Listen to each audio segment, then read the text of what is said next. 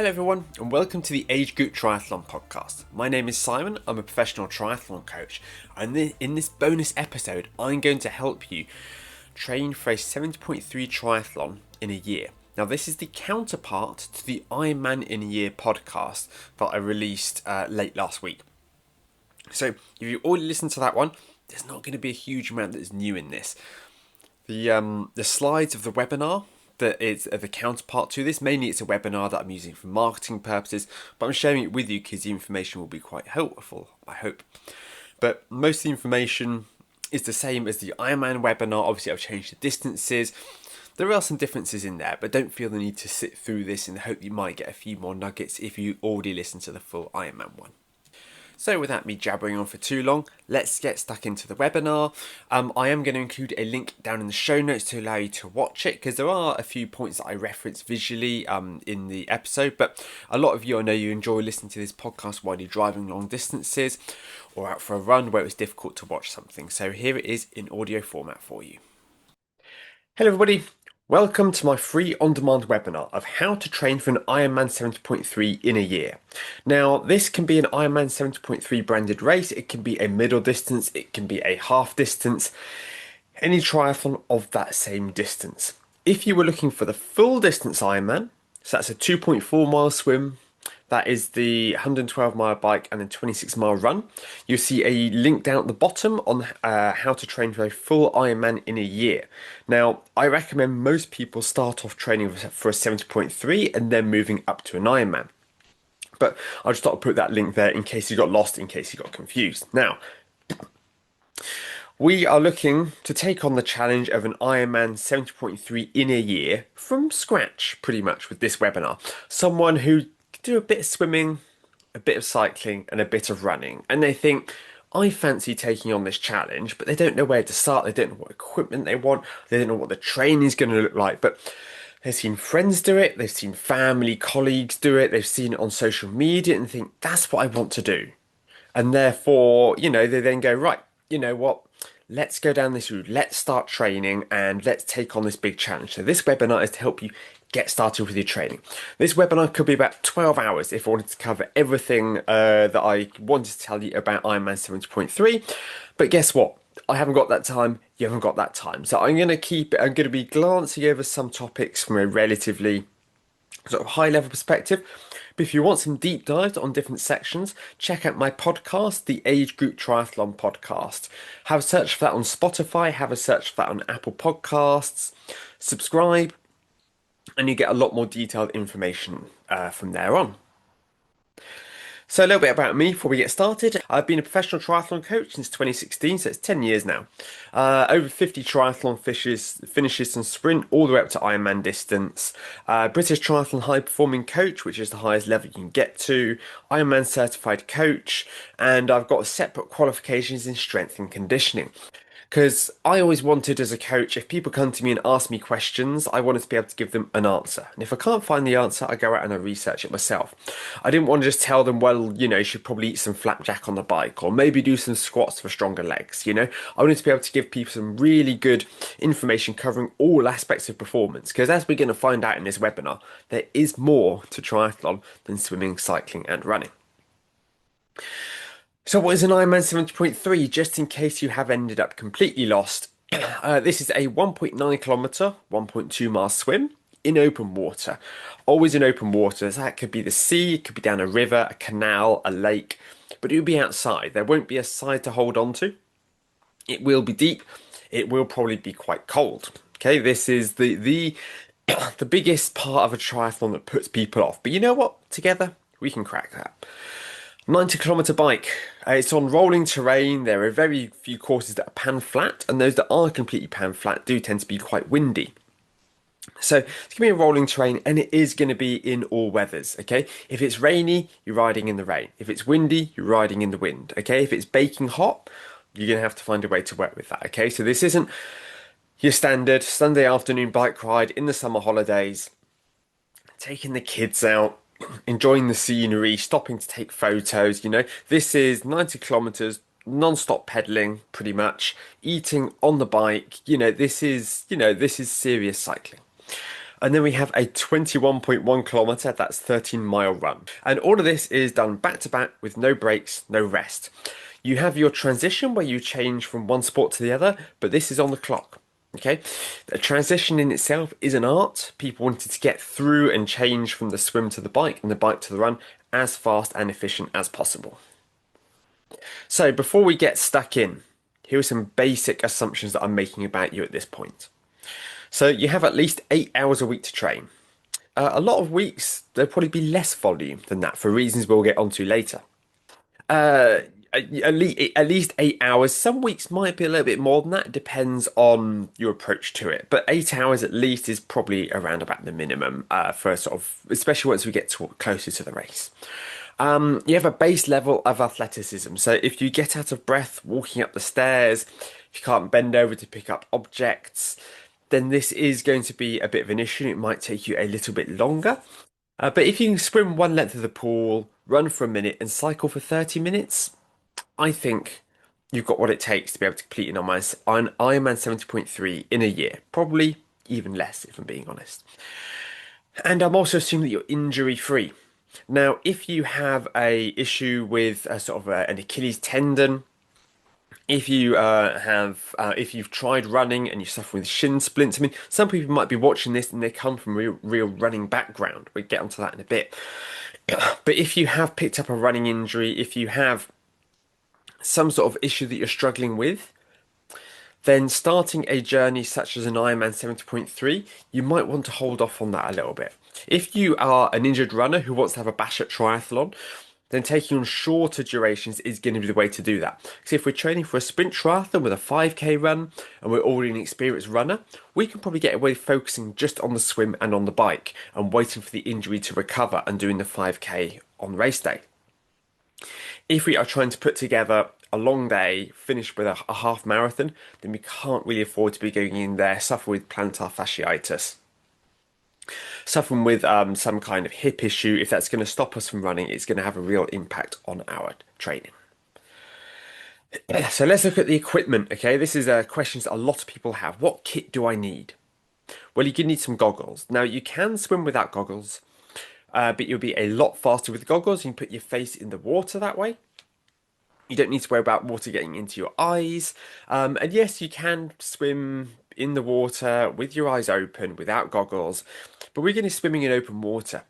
We are going to want to be swimming with goggles, even if you can do it naturally. If we're going to be competing, if we're going to be training, we're going to want to be much more aware of what's going on around us. And when you get the goggles, I recommend you get some nice wide goggles that have a nice, good, solid fit on them. That are really held on with some nice pressure, as opposed to the goggles that you can get, which are more socket goggles, which are goggles that as you're swimming with them, then they sit inside of your eyes there. Sit inside the socket as opposed to over the socket, which is what open water goggles tend to do. So that would be my recommendation would be that you go for these open water goggles. They stay on better if you get not to give you a wider peripheral vision. They're a little bit more expensive, but they will last you a lot longer. A wetsuit is going to almost be an absolute must-have. There are some races where they are reliably non-wetsuit, around sort of 15-20% of Ironman 70.3 races, such as 70.3 Hawaii. They will always be wetsuits banned. If the water temperature is over 24 degrees, wetsuits will be banned. And in that situation, you won't need a wetsuit on race day, but you may well need a wetsuit to be able to train in. So unless you're training somewhere that's really warm year round, you're probably going to need a wetsuit, if only to get training in the open water. Because if you are, say, training for a race that's in the Mediterranean in summer, or in Florida, where it's not going to be wetsuit, you may want to actually get into the water earlier to get that practice in with wetsuit swimming. Because if you're going to have to wait until the water warms up before you get your training done, that is going to impact your ability to prepare for the race. And a swimming costume as well. Now, for blokes, I recommend jammers. I mean, you can wear budgie smugglers if you want, but most male swimmers they'll wear jammers which run down from the waist down to midway down their thigh, and they are nice and tight fitting. Again, not showing off too much, but they're not baggy. They're not billowing in the water as you swim because that creates a lot of drag and it will really slow you down. For the ladies, you can get a one-piece suit, you can get a two-piece suit. There's not much difference. It's whatever you're comfortable in, really. But most will go for that one-piece suit when they're training. A swimming hat, you'll want to get used to swimming with a hat because you're going to be racing with one on race day. You'll be given a cap, and they are essential when you're training in open water to allow the lifeguards to spot you as well.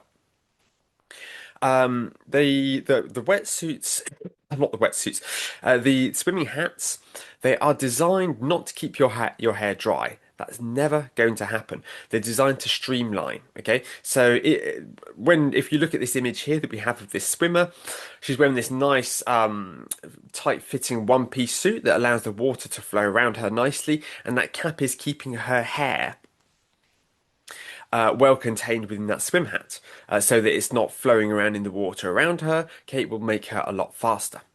And you're going to need a pool to swim in as well. Now, ideally, this would be 25 meters because it makes the maths really easy. That's what most swim workouts are going to be set in. But if you can find something that is longer or shorter, that's not the end of the world. 20 meters is probably the shortest that I would go, to be honest. Anything much less than 25 meters. And you just spend more time pushing off the wall and gliding than you are actually swimming. So for the bike, what we're going to need? Well, we're going to need the bike itself. I recommend a road bike like the one this chap in this photo is riding. It's got some nice dropped handlebars there and that allow him to get into that lower position. It is very light. It is got nice skinny tires. It's going to roll really well on the road. These are designed for riding out on the road as opposed to a bike that can be ridden on road and off road. The issue with a bike that can be ridden on road and off road is it's not very good at on road riding because it's heavy, because it's got sort of thicker, lumpier tires which create more resistance as you pedal. But it's also not very good off road because it can't give you the same level of grip that a properly off road bike can give. So I do recommend you go for a proper road bike. You can get one second hand if money is an issue. A helmet is also what you're going to need to be looking out for. You will need one for race day. It makes you just, it really helps protect your head if you're riding with a helmet. I've had a couple of really nasty crashes. I was very grateful I was wearing my helmet for. I'm not going to go as far as saying it saved my life because you never know what actually could happen or what would have happened otherwise. But it got really smashed up to pieces. I'm glad that it was the helmet that took that blow and not my head. Shoes and pedals. Now you can go for flat pedals and just ride trainers, but most people who are taking on a triathlon will use sort of cycling shoes. So you see the ones this guy's wearing in this picture. He has got a nice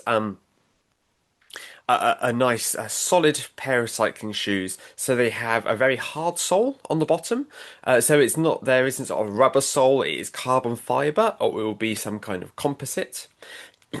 And that is designed to give you improved power efficiency. And these shoes also lock into the pedals, and you slot your cleat in, clicks into the pedals, and you can then twist your leg to get out of the pedals. Now the benefit of this is that you can accelerate hard if you are trying to sort of get up a hill or something like that, or just pull away from some lights or from a giveaway line. You can accelerate hard without the risk of your foot slipping off of the pedal and the pedal then hitting you in the shin. Okay, that's pretty priceless if you ask me. Again, they're not essential. You can just wear flat pedals and trainers should you wish. And an indoor trainer, if you're going to be training for a year, you're going to need an indoor trainer. We're going to get onto that later. But that really is going to make your life a lot easier. It allows you to ride in all weathers in a structured fashion. We're also going to need various tools, lubricants, cleaning products for our bike. So we're going to need a multi-tool to take with us out on the road so we can tighten any bolts, things that come loose. We're going to need to sort of clean and lubricate our chain. We're going to need to look after the bike frame itself. There are all these jobs that we need to do. And some of them are jobs for the bike shop. Okay, if it comes to, wanting to refresh the bearings in your wheels, yeah, send that to the bike shop. But if it's a really simple job, such as the headset's just got a little bit loose, okay, these are the kind of jobs that we should be able to do ourselves just with some tools because they're only going to take 20 seconds. Onto the run, less equipment involved here, less cost involved here. Running shoes, again, they're not cheap in this day and age, but you do need to get yourself a proper pair of running shoes. It will go a long way to reducing the risk of injury. Go to a bike shop, not a bike shop, a running shop, get a gait analysis. Don't just buy them off the internet. Don't just buy the ones that your mate has, because they will run differently to you. But get yourself, find out whether you need some neutral shoes, some stability shoes, some support shoes. There are lots of different shoes out there, lots of different types. Find the right shoe for you. And unfortunately, there is an element of trial and error here, I'm afraid. You may need to try lots of different pairs of shoes before you find one that really works for you. That's just the way of things. GPS watch. So this it can be used for cycling, for swimming as well, but it really comes into its own on the run when you can see your pace and your heart rate as you're running along. It's not essential. You can just go out and run without any technology. But if you're trying to actually train for an event rather than just go out and run for health and fitness and weight loss, then it really will help for us to be able to see how fast it is that we're running, what our heart rate is, all these different metrics. A hat or a visor, especially in warm weather. I mean, even in the rain, a hat is nice to keep the raindrops off my head. But when you're in a sort of like this chap here, racing in the heat, having a visor to keep the sun out of your eyes. A lot of triathlons are held in the summer, will go a long way to helping you sort of stay cool and comfortable. And clothing for all conditions. When we are cycling, we can afford to hide away on the turbo trainer should we wish in the colder months. If we are taking on a race that is going to be sort of in the spring, in the summer, and we're training through the winter, we're going to need to run through the winter. So we're going to need to get ourselves a running jacket. We need to get ourselves some running tights. Yep, suck it up, blokes. You probably need to get a pair of running tights. You're going to need to have sort of a long sleeve running top as well. All of these different accessories to help you get through the winter. I mean, you could use the treadmill if you wanted to, but it doesn't really sort of tick the box for many runners. Other training essentials. So, what else do we need to be race day ready? A tri suit, a race suit.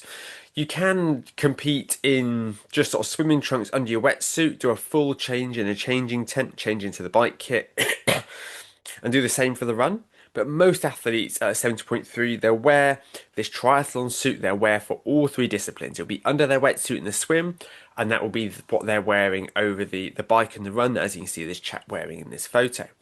A race belt, this is a belt to hold your number. Now, the regulations do vary in different countries, but in the UK at least, you need to have your race number behind you on the bike and on the front on the run. So you put this belt on that you attach your race number to.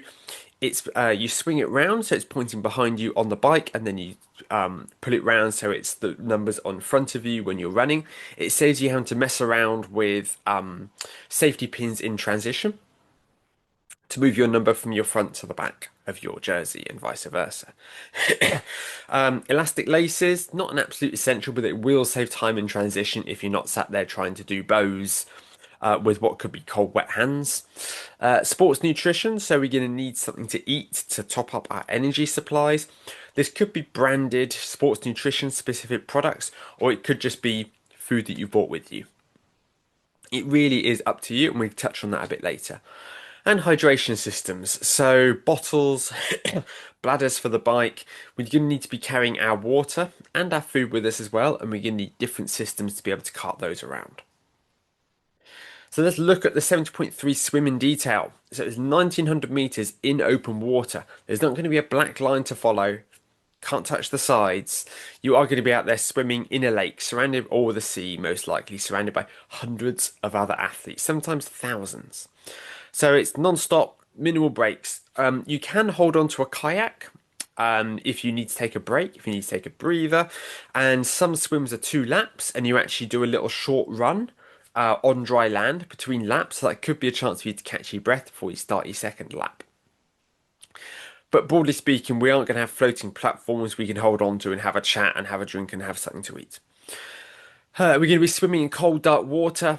No line to follow, so making sure that you're swimming in a straight line is important, and you need to use sighting, change your stroke to be able to look ahead as you take a stroke to check to see that you're swimming towards the next swim buoy. Can be quite difficult to get that right. Because if you end up swimming off course and doing all these bananas and weaving around, you could turn the 1900-meter swim into a 2200-meter swim, and then we're just swimming for longer than we need to be. You're going to be in close proximity to tons of other swimmers. Now, you can, if you're nervous, swim out to the side to avoid the bump and grind. But if you are, especially if you're looking to do well at your event, you're going to need to get comfortable swimming in close proximity to other people and practicing this in training.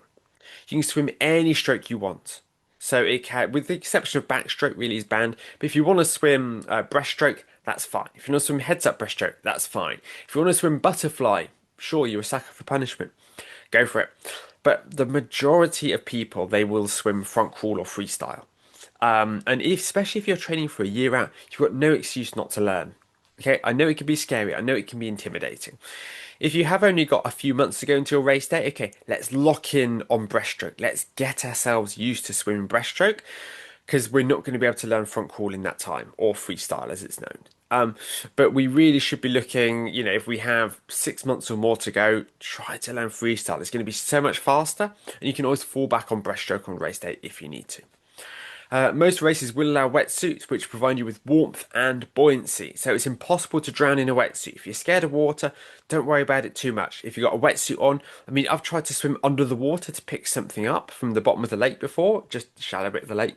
You can't, it's physically impossible. The neoprene, the wetsuit just lifts you straight back up to the surface. You are safe in a wetsuit. How do we prepare for this swim? Well, as I've already touched on, freestyle is highly recommended a year out. We're going to be doing distance sets, we're going to be doing technique drills, we're going to be doing speed work. We're not just swimming endless lengths, okay, we are going to mix things up. We need to focus on different areas of our technique, our breathing, stroke rate, timing, our kick, our head position. We need to get all of these down. And that can be really quite confusing, that can be really quite intimidating. Like, how do I go about all of this? 4 phases of our stroke that we need to look at. So we've got our hand entry, we have our catch, we have our pull, and our recovery. Our hand entry is how our hand enters the water.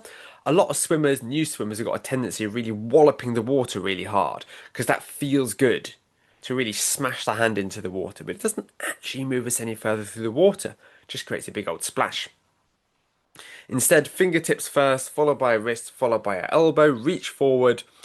That's our hand entry, and our hand should be entering close to full extension. We don't want it entering close to our head because then our hand is working against the water through all of that time.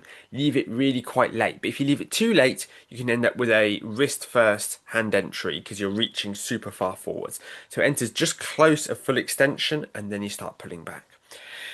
We have our catch, so we go from this full extension, bend our elbow, keep it high, and engage the water here, using our forearm as a big paddle. We're catching the water, which only takes a fraction of a second before we start our pull, and we actually push ourselves through the water. And this is what moves you through the water, ladies and gentlemen. This here, boom, I'm pushing water behind me.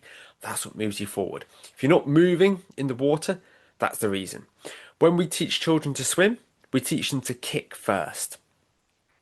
So we start off with that kicking action because it is easy for them to comprehend. The arms can be quite complex.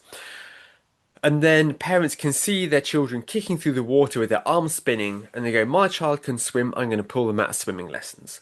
It happens 80% of the time. And as a result, lots of adults don't know how to use their arms and they rely on their kick too much for propulsion. But a good 80-90% of our propulsion should come from our arms. The legs, they're there to help keep our body flat on the water. If our legs aren't kicking, our legs are going to sink in the water.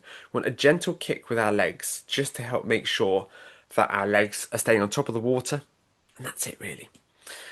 And we also have our arm recovery where we sweep out and we go around to start the next stroke. You can go for a high elbow recovery where our elbow really recovers over us, or you can swing your arm over the top of the water. The issue with that swinging recovery is that you can swing too far and your hand can actually come close to entering in front of your head instead of in front of your shoulder. We need to have a good balance of technique and of fitness. Okay, so we can't afford to focus purely on technique because we need to swim 1900 meters. Okay, we won't actually go that fast if we just focus on technique. We need to include those fitness sets.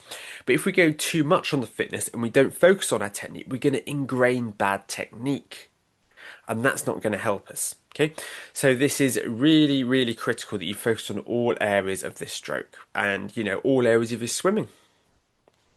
So the 70.3 bike, this is the meat and potatoes of the event. The average finish time on the 70.3 bike is about 3 hours. Some people will be closer to like 2 hour 40. Some might be closer to 4 hours. But if you look at the absolute bang average duration of a flattish 70.3 bike, you're looking at about 3 hours. So 90 kilometers, some courses are much hillier than others, very few are pan flat. There's minimal mechanical support out there. If you get a flat tire, you need to fix that yourself. Nobody's going to come along and help you fix your puncture. There will be somebody who will be a roaming mechanic who'll be out there on the course in a van. But if they come across and they come across you and they go, what's the issue? And you go, oh, I've got a puncture. They'll chuck you an inner tube maybe, but they're going to drive off because they need to save people who have ended up with bolts that have sheared, derailleurs that have snapped off, who've lost the ability to change gears at all because their gear cables have snapped. That's what the mechanic is really there for. Fixing a puncture is a pretty basic job and is one that you need to learn. Everyone needs to learn how to fix a puncture. Now, if you're running tubeless and you don't actually have an inner tube, this is less of an issue. But in that case, you need to learn how to plug a tire. You need to be able to reinflate that tire. As I said, it's going to be over 3 hours in the saddle, so we need to build up our resilience to to being on the bike, to being able to sit in the saddle for that long. Speaking of saddles, please don't go for a really big, thick, comfortable, cushy saddle. That isn't going to be comfortable. In the same way that if you go to a pub and you sit there in one of those really big armchairs that you sort of sink into, it can feel nice for the first 10, 15 minutes, but then you start shifting around because of sort of the pressure that is being created there. Whereas if you were to go to the bar and perch on the end of a bar stool, you can sit there all night. It's the same deal with saddles. That's why everyone, including the chap in this photo, who's really realistically going to be racing a triathlon, will have a hard saddle, but they'll have a cushioned shorts or cushioned tri-suit, okay? Because that puts much less pressure on your lower section down there. Your aerodynamics and your equipment choice are paramount when we're taking on the 70.3. So that is making sure that we are producing minimal resistance to the wind. So we're not offering up this big sort of parachute. You see people who can ride along and they got a jersey that's unzipped and is flapping in the wind. It's like a big parachute that's slowing you right down. We want to be narrow. We want to have the air flowing around us.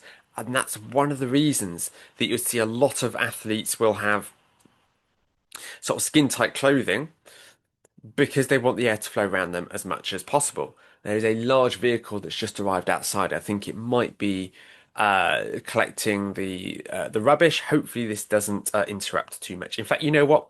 I'm going to press pause on this recording until this goes past. Race day nutrition, absolutely massive, huge subject. It is a non-negotiable. You hear about runners talk about hitting the wall in the marathon. A lot of the time, not all the time, a lot of the time. This is because they don't eat enough or they don't eat anything during their race and their body simply runs out of fuel. It's like trying to run a car without any fuel or any charge. Just not going to work. So if we're going to be out there for 8.5 hours, which is the cutoff, that's the maximum time you can take in your race, you need a lot of calories. You need to fuel your body for this effort. Carbs are king due to their ease of transportation, ease of digestion, low cost. Anybody who tells you that carbs are the enemy, ignore them. They don't know what they're talking about. They may sound like they do, but they don't. Okay, carbs in themselves, there's absolutely nothing wrong with them. If you eat large quantities of very simple carbs and you neglect other food groups, yes, that's a problem. As part of a balanced diet, no problem at all. And as endurance athletes, they are essential.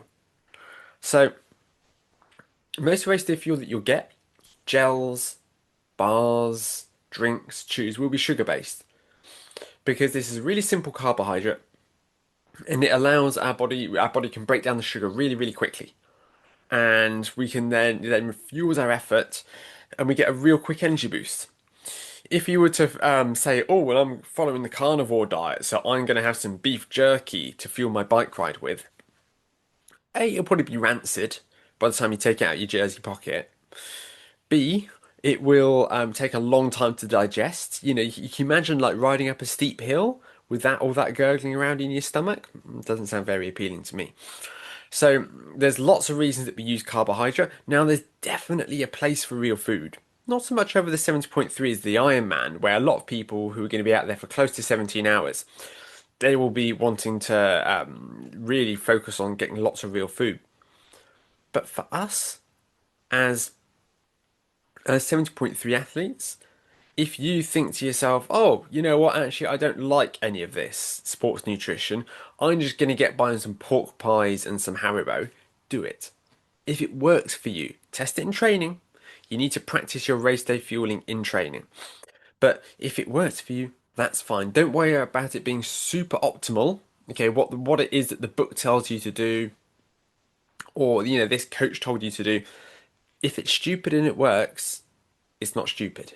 Okay? If you get on well with that, if it settles your stomach, if it gives you all the energy you need, stick with that. Can't make that clear enough. Your day-to-day nutrition, we also need to make sure that we are, keeping into consideration because pre and post workout fueling is critical.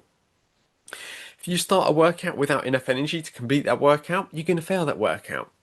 And it's going to make you feel really bad. Okay. If it's just sort of an easy, like 45-minute bike, you don't need to put too much thought into it. If it is an hour 30 run with intervals in it, you really need to be well fueled for that workout. And post-workout fueling, we need protein to adapt to the training, not only for our muscles, we're not just trying to get bigger muscles, we're trying to rebuild our muscles after we've broken them down, make them stronger, not just bigger. And our heart, our lungs, everything there that we are trying to get that training adaptations from, we need protein for that. Okay, we're not bodybuilders, we don't need to be guzzling protein shakes all day, but we do need to have protein in our diet to facilitate our recovery. And we also need to have carbohydrate after our workout to replace the glycogen that we've burned. We've got about 90 minutes worth of glycogen available to us, and we need to top up those stores after we finish our session, especially if we're then going to go on to work or we have a second session in the day. We need to eat more to facilitate that recovery. We need to make sure we get the right balance of macronutrients, so get the balance between protein, fat, and carbohydrate correct for the kind of training we're doing that day, as well as for the different goals that we have, where we are in our year. All of these things, they do matter. And micronutrients important to support our body, our immune system, the functionalities of our body. These are the kind of things that some people can afford to play a little bit fast and loose, but as athletes, we do need to make sure we're getting the vitamins and minerals that we need to support our body. And this isn't really the time to aim for a calorific deficit. If you're training for your first 70.3, the focus should be on fitness, it should be on performance. We shouldn't be focusing on starving ourselves, going for a big calorific deficit, because that's going to have a huge impact on our energy levels for our training.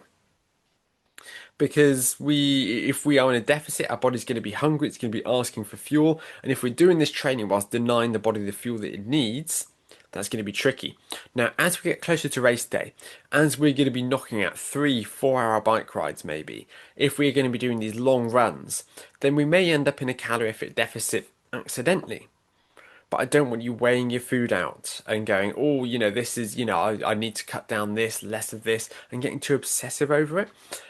If somebody does want to sort of lose weight as an athlete, the best time to do that is at the end of the season.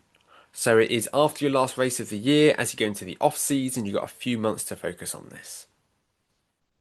Don't overdo your preparation. This is easy to do when you're training for your first 70.3, especially a year out, because burnout is a very real risk. Now, when you're watching this, that may not really be a consideration. You may think, oh, I just want to keep on pushing. I just want to keep going. Now, training for a 70.3 in a year, for most people, it's not a massive challenge. Now, training for a full Ironman in a year is a huge challenge.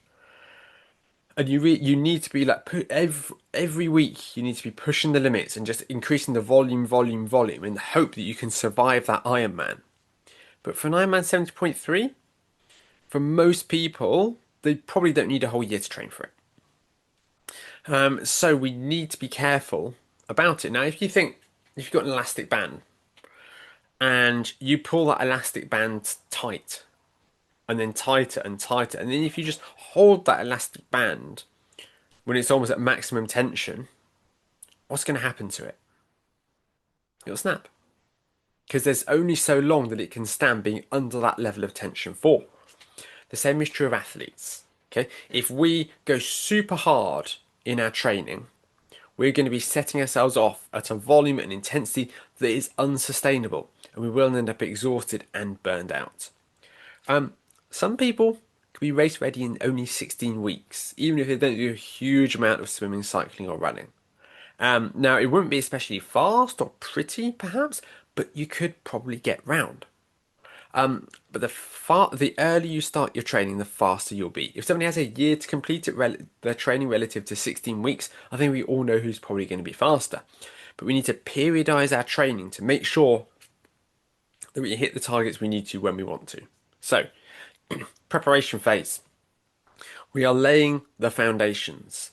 This is a gentle increase in volume and intensity. So we start off with our single length of the pool, running for 1 minute, cycling for 30 minutes. And we slowly increase the time that we're running for, the time that we're swimming for, and cycling for. These aren't like big leaps. We may not be focusing on all of them every week, but we are going to be slowly building the volume up because we're starting from a very low point. But it's going to be quite a gentle build. Big focus on swim technique. We're going to, as long as somebody's confident, do a maximum strength block in the gym. So you spend the first sort of 12 weeks learning how to do the exercise in the gym, slowly building up with high reps and light weights, and then heavier weights, less reps, really get strong. Try to get that all of that strength that we cannot replicate on the bike, hitting the muscles that are going to help us prevent injury, okay? If we've got a year, there's no real good reason not to do a max strength block. If somebody, they don't have the confidence to do that, that's fine, we can skip that. But for most people, the chance to get really strong is going to really help us not only with our performance on race day, but also stay injury free. And this should feel very sustainable. A lot of the athletes I coach, they get quite frustrated at this point and say, Simon, I can do so much more. It's like, I know you can do so much more. I'm counting on the fact that you can do so much more. But at this point, we're laying the foundations. We're just making sure that we are sort of learning about our body, how it reacts, basic swim technique. We are building up, building up, building up. Look at the base phase. So we need to build our engine. Now this starts about 6 to 7 months out from race day. So once we're out of our prep phase and we're 6 to 7 months out from our race, then we need to go, okay, this is time to put our foot on the gas. This is time to really accelerate our training. If you start much earlier than 7 months out, again, the risk for burnout really is there. But weekly volume increases, expect to see in the training plan much bigger steps up in volume. The intensity, we're going to up to around 2 sessions a week. In the preparation phase, probably one intensity session a week. Into the base phase, probably two in most cases. Sometimes less, sometimes more. Depends on the athlete, depends on a lot of factors. But we will start including rest weeks. So we have 3 weeks of an increasing intensity and volume, followed by an easy week to recover, and then start building up from there again. And this should still feel sustainable. Not as easy as the preparation phase, but you should feel like, yeah, like I'm enjoying this, like it feels good, but we haven't got the alarm bells ringing. There isn't this red flashing light going, can't keep doing this, can't keep doing this. And we do back off on the strength work here. We drop it to 1 session a week. We go back to lighter weights and we try to maintain that strength that we've established, do more in the way of single leg movements. There's a lot going on there. And then we have our build phase, ramping up to race day. So, 2 to 3 months out from race day, we start our build phase. Start including brick runs. So we start, following all of our rides, long rides with runs to get used to going from that riding to that running. Should be going open water swimming where the temperature allows. I mean, you could start open water swimming in the base phase. If you are training for an event that's like towards the end of the year and you want to get in the water and you want to get used to the open water in May, you can start then. There's no point you can't start too soon, too early with the open water swimming. By the time we get 2 months out from race day, if we can, we really should be in the open water, like every other weekend at a minimum. And this, at this point, should feel unsustainable. So all that time at the start of the year, somebody, this is easy, Simon, this is boring, Simon, I can do this. Yeah, I know you can do that. Because when we get to this build phase, this is when I need you. 2 to 3 months out from race day. This is where you show up. This is where you don't miss a single session. This is where you go hard. Because this is where your race day performance comes from. This block here. The prep and the base phase have all been getting you ready for this phase so that you can start hitting these big training weeks and be like, it's easy. Is that what you got? Keep it coming. It's all part of this slow build. Now, it's very easy, everything I just talked you through there, to let 70.3 training become a second job. So, strength training, nutrition, injury, intervals, indoor training, managing illness, recovery, logistics, equipment, swim technique, planning your training. It can feel utterly overwhelming.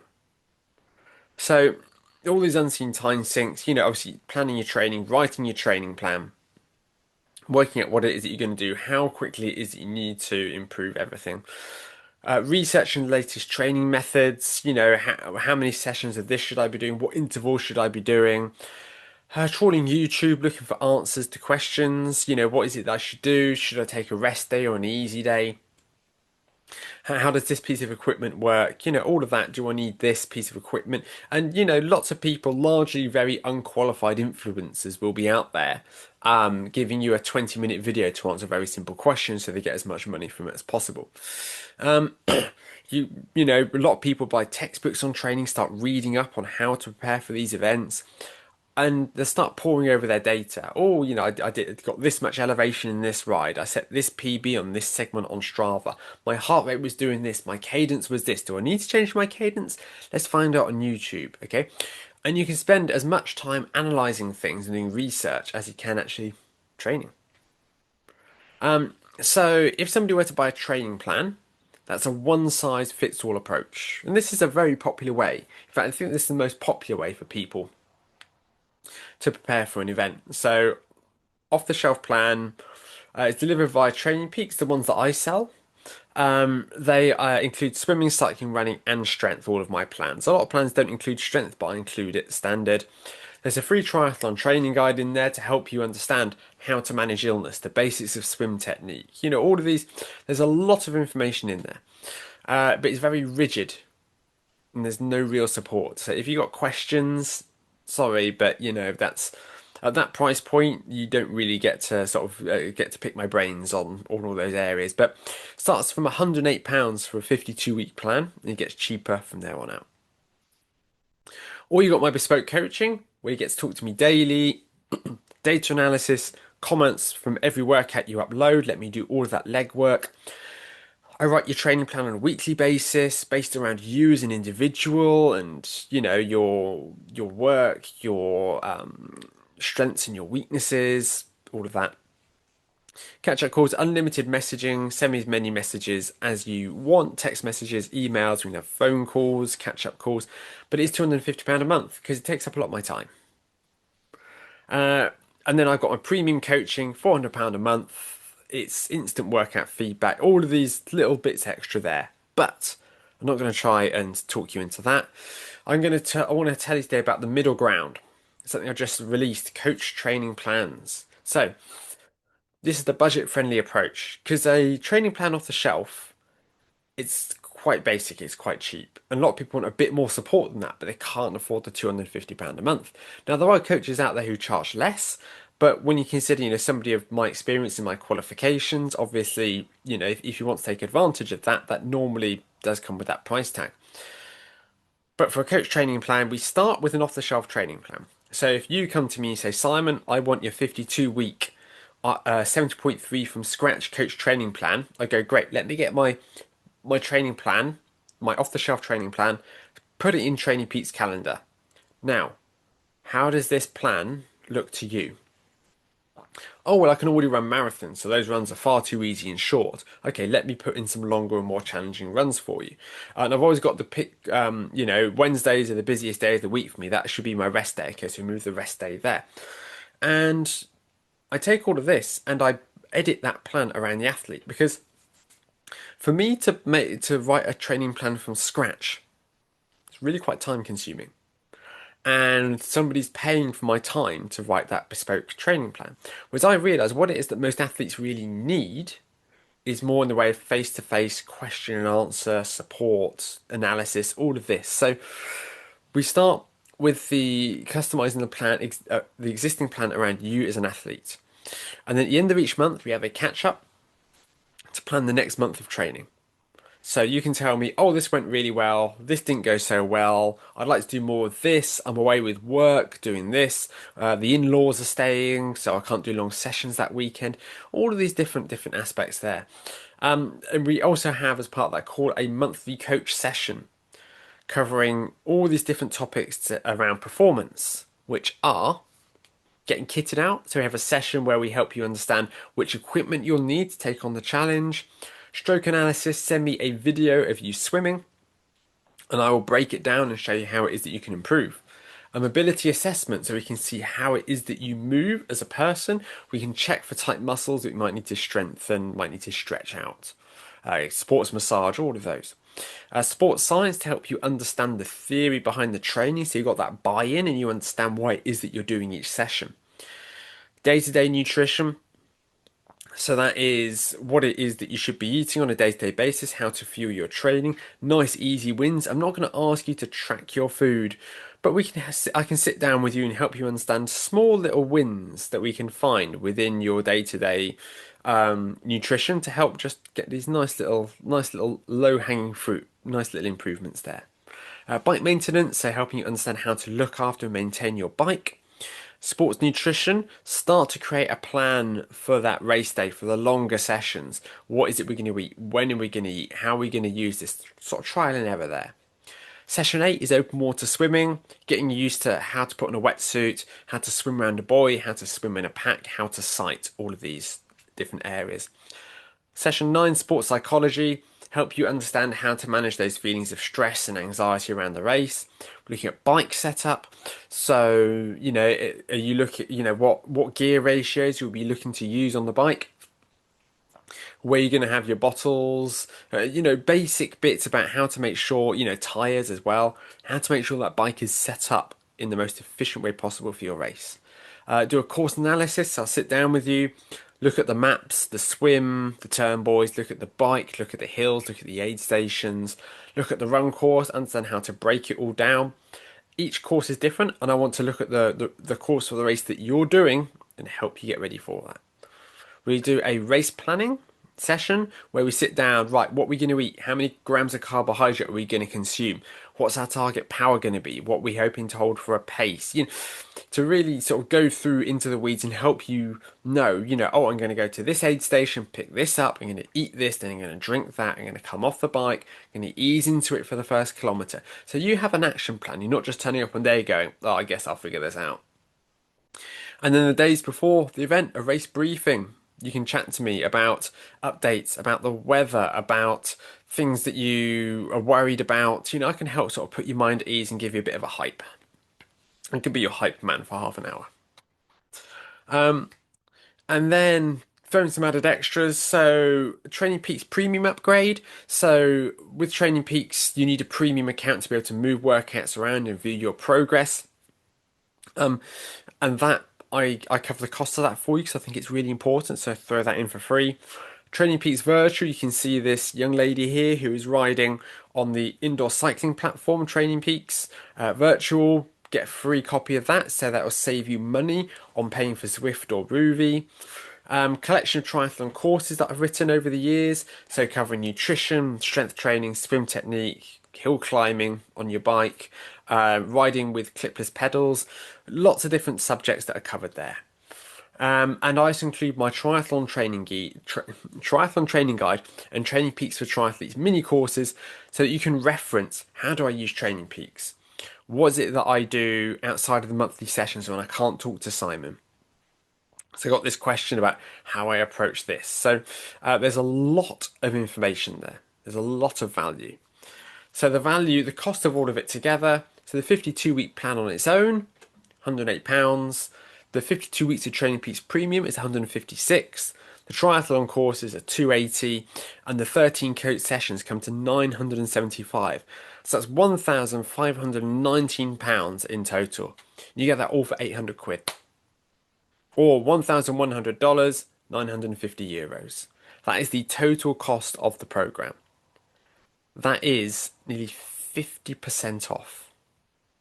So your training plan, nutrition, strength, swim technique, race planning, and that £15 a week. And there's 0% finance available. Does have to go through an external finance company, but I can help you spread out the cost. But some people go, well, it sounds great, but I've got less than 52 weeks. So there's a typo at the top there. It should be 52 to 16 week plans. I edited this from the Ironman version where the shortest plan is 24. But you got a 51, a 50, a 49, a 48, a 47, and a 46 week plan, all the way down to a 16-week plan that costs £400.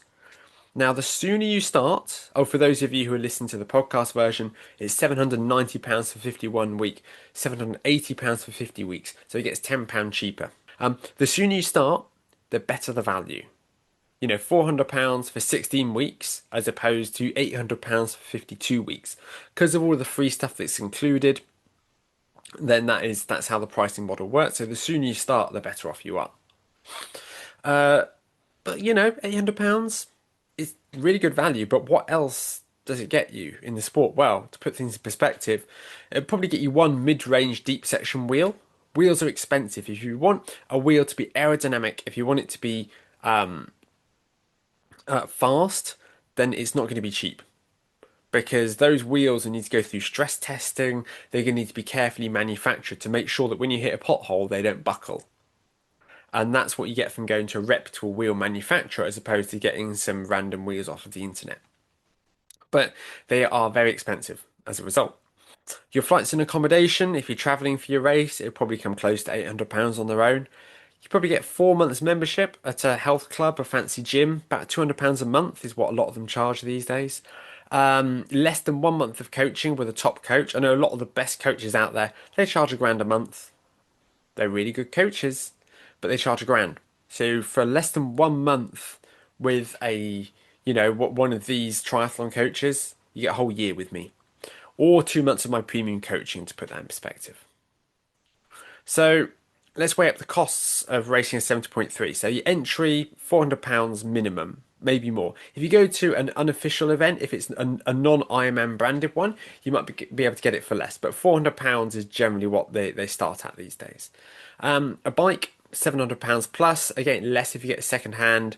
Your wetsuit these days look about £400 for a nice swimming wetsuit. Don't just go for a really cheap one you get from the beach or a diving wetsuit. They're going to be very inflexible in the shoulders. Pool fees, I've based that on £714, based that on 2 swims costing £7 each a week for 52 weeks. All your clothing, all your shoes, bike components, power meter, GPS watch, all of this. Some people, it's easy to spend 10 grand. Again, those are the people who have 10 grand to spend on this as a journey. But yeah, with everything that's involved with the sport, this could, if you are one of these people who think, oh, well, I'm going to do it properly. I'm going to get this, 7 grand bike. I'm going to get this. I'm going to do all this. That's less than 10% of the yearly cost. But what are the objections that people have to this? Well, they say, "Oh, I'm not good enough. I don't want to waste Simon's time. I'm just, I'm just starting out." Well, that's everyone has to start somewhere. It's not that anybody goes, "Oh, I don't want to waste my driving instructor's time because I don't know how to drive." Not how it works. Same with triathlon coaching. We all start somewhere. And this plan is written for people who are right at the bottom of the rung. Now, if you're watching this and you think, well, yeah, but I'm already pretty good, then I could move you on to my next level program, my step up to 70.3 program. But the one that I'm talking through, the 70.3 from scratch program, no assumptions made, no stupid questions. You're not going to be embarrassing yourself. You're not going to be wasting my time. All you need to do is be able to run 1 minute, swim a length of the pool, and be able to ride a bike for 30 minutes. I think most people probably capable of that if they put their mind to it. Okay, so this plan is written for people like you. People say, I want to do it myself. They let their ego take over. It's a really big roll of the dice, this, because you're investing a lot of money and a lot of time into this journey. And this is the group most likely to fail to finish their event because they let their ego get in the way. And they think, I want to do it myself, I want to figure it all out. And I can see the appeal in that, but you are very likely to pick up an injury doing this. And this is the group, because they're most likely to fail to finish. Imagine if you've hyped up everybody in your social circle, in your workplace, you talked about this event, doing all this training, spending all this money, and you have to go back to work or have to go back down, to sort of see your friends down the pub and tell them, say, "I had the race go." Oh yeah, I didn't finish because they thought they want to do it themselves. They know everything. They can figure it all out. And it's avoidable. Somebody just reaches out for help. I know some people find it hard to ask for help, but with something as complex as this, nobody's ever going to think, "Oh, what a wuss." Like this is a 70.3. It's not just a half marathon. Okay, if somebody said, "Oh, I hired a coach to help me do my first 10K," they might be a bit like, feels a bit excessive that. This is a half Ironman.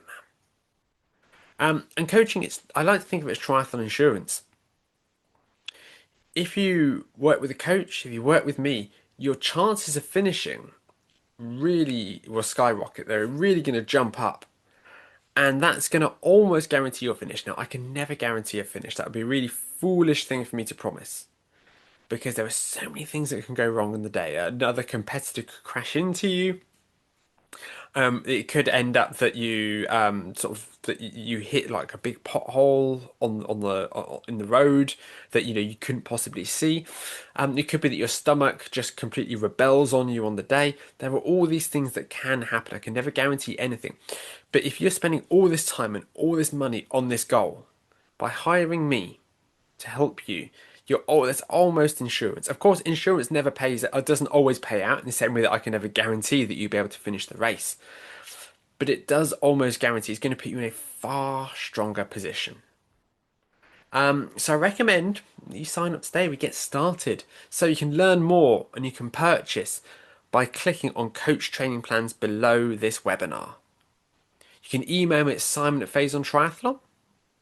You can book a free call either by going into there's a sales page for each of the coach training plans, tells you exactly what you get, how many coach sessions you get, because that varies on the price point, what the coach sessions are. And at the bottom, there is a button, book a call. Or you can just email me and say, "Hey Simon, can we organise a 15-minute chat about your programs?"